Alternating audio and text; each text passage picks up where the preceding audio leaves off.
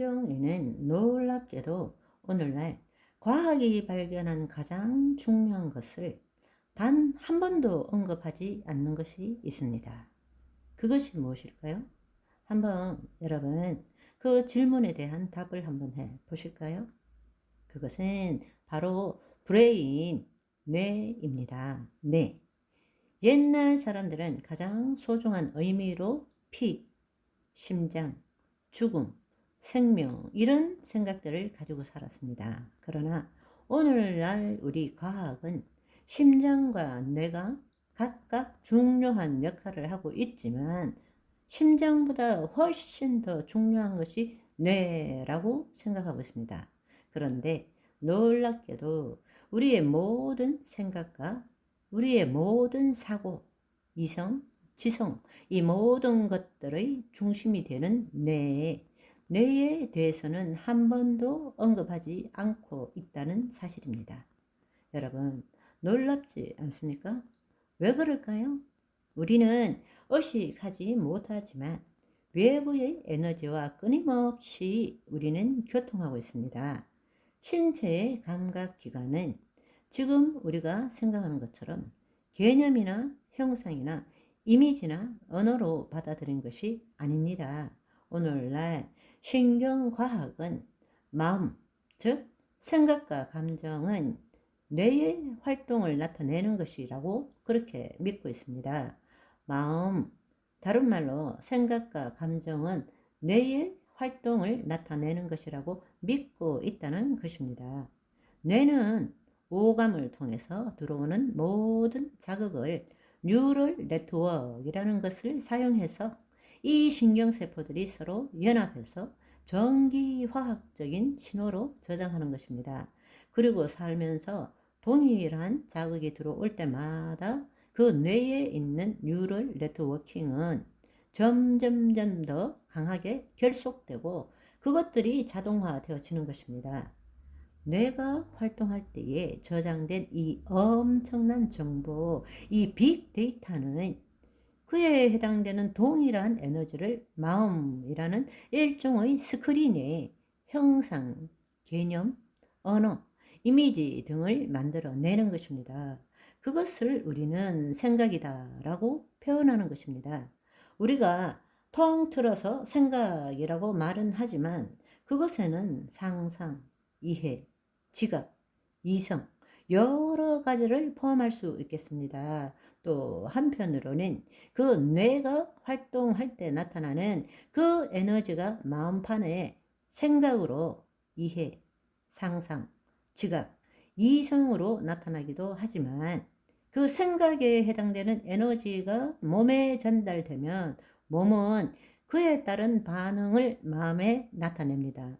그것이 바로 감정이라는 것입니다. 감정.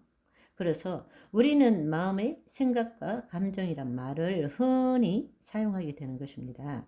여러분, 지금 말씀 잘 들으세요. 마음의 반응은 다시 뇌에 저장되고 그것에 대해서 우리의 마음과 몸이 반응하면 그에 따라서 또 다른 상상, 추론, 기억, 통합 유추라는 그러한 것들이 새롭게 만들어져서 뇌에 저장됩니다. 그것도 과거, 현재, 미래적으로 말입니다. 그야말로 상상할 수 없는 엄청난 일들이 이 조그만 뇌에서 일어나고 있는 것입니다. 오늘날 이런 뇌의 기능을 모방한 것이 바로 AI라는 것이죠.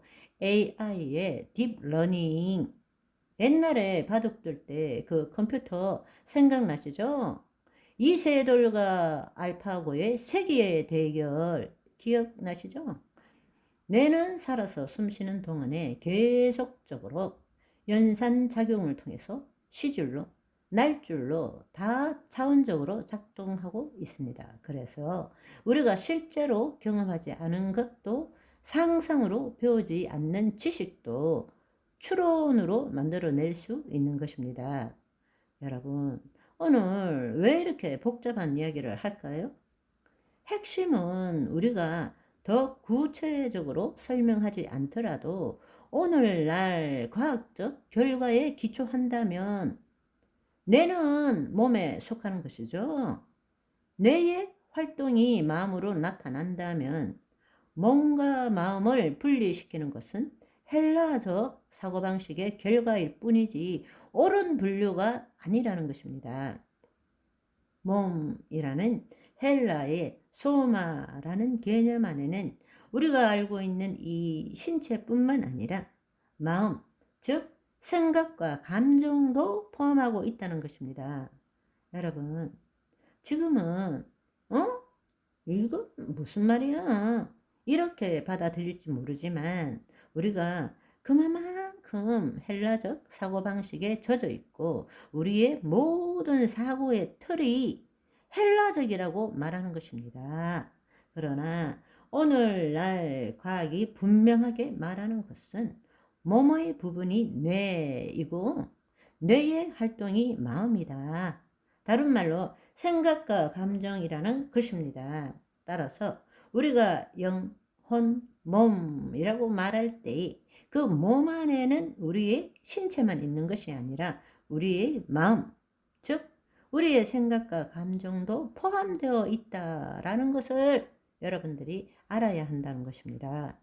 성경에 뇌에 대한 언급이 없다고 해서 성경이 잘못되었다고 생각하십니까?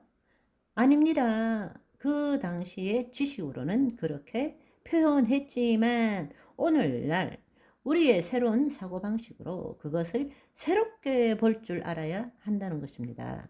여러분, 오늘 참 어렵죠? 저도 어려웠어요. 여러분, 오늘은 수고한 저와 여러분을 서로 위로하면서 오늘은 여기까지. 바이바이.